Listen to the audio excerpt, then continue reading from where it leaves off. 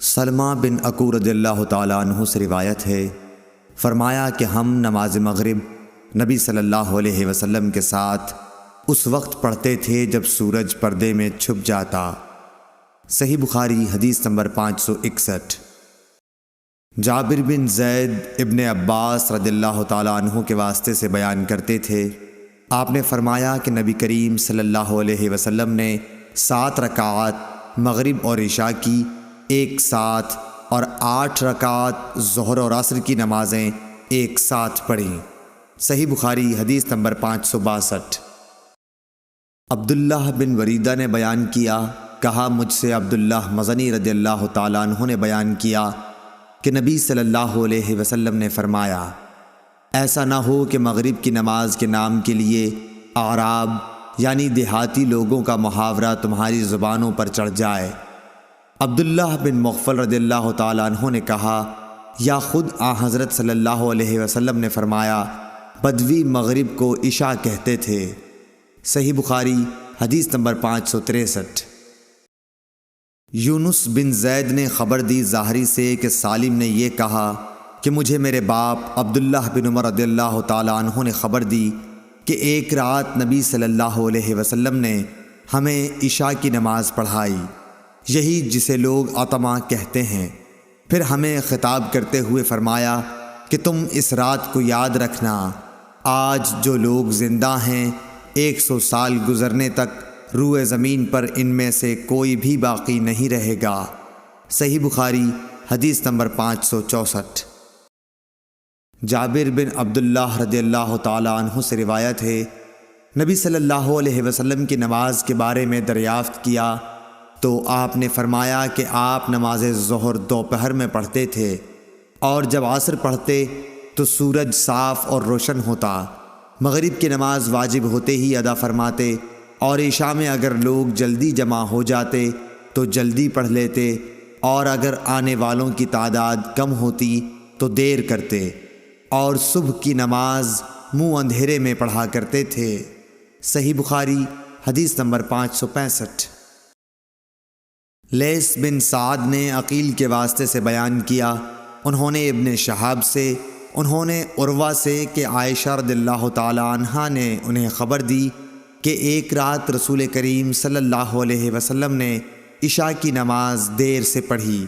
یہ اسلام کے پھیلنے سے پہلے کا واقعہ ہے۔ آپ اس وقت تک باہر تشریف نہیں لائے جب تک حضرت عمر نے یہ نہ فرمایا کہ عورتیں اور بچے سو گئے۔ پس آپ صلی اللہ علیہ وسلم تشریف لائے اور فرمایا کہ تمہارے علاوہ دنیا میں کوئی بھی انسان اس نماز کا انتظار نہیں کرتا۔ صحیح بخاری حدیث نمبر 566۔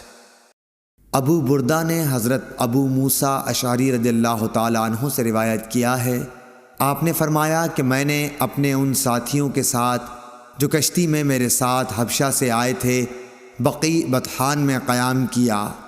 اس وقت نبی صلی اللہ علیہ وسلم مدینہ میں تشریف رکھتے تھے۔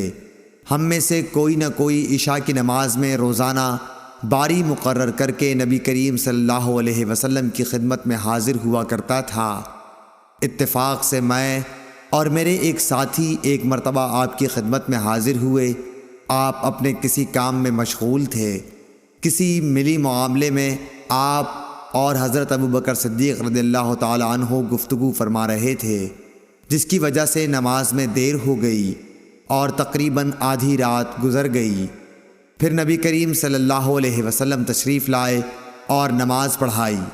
نماز پوری کر چکے تو حاضرین سے فرمایا کہ اپنی اپنی جگہ پر وقار کے ساتھ بیٹھے رہو اور ایک خوشخبری سنو، تمہارے سوا دنیا میں کوئی بھی ایسا آدمی نہیں جو اس وقت نماز پڑھتا ہو، یا آپ نے یہ فرمایا کہ تمہارے سوا اس وقت کسی امت نے بھی نماز نہیں پڑھی تھی۔ یہ یقین نہیں کہ آپ نے ان 2 جملوں میں سے کون سا جملہ کہا تھا۔ پھر راوی نے کہا کہ ابو موسیٰ رضی اللہ تعالی عنہ نے فرمایا، پس ہم نبی کریم صلی اللہ علیہ وسلم سے یہ سن کر بہت ہی خوش ہو کر لوٹے۔ صحیح بخاری حدیث نمبر 567۔ ابو برزہ اسلمی رضی اللہ تعالی عنہ سے روایت ہے کہ رسول اللہ صلی اللہ علیہ وسلم عشاء سے پہلے سونے اور اس کے بعد بات چیت کرنے کو ناپسند فرماتے تھے۔ صحیح بخاری حدیث نمبر 568۔ ابن شہاب نے عروہ سے خبر دی کہ حضرت عائشہ رضی اللہ تعالی عنہا نے بتلایا کہ رسول اللہ صلی اللہ علیہ وسلم نے ایک دفعہ عشاء کی نماز میں دیر فرمائی، یہاں تک کہ عمر رضی اللہ تعالی عنہ نے پکارا، نماز، عورتیں اور بچے سب سو گئے۔ تب آپ صلی اللہ علیہ وسلم گھر سے باہر تشریف لائے۔ آپ نے فرمایا کہ روئے زمین پر تمہارے علاوہ اور کوئی اس نماز کا انتظار نہیں کرتا۔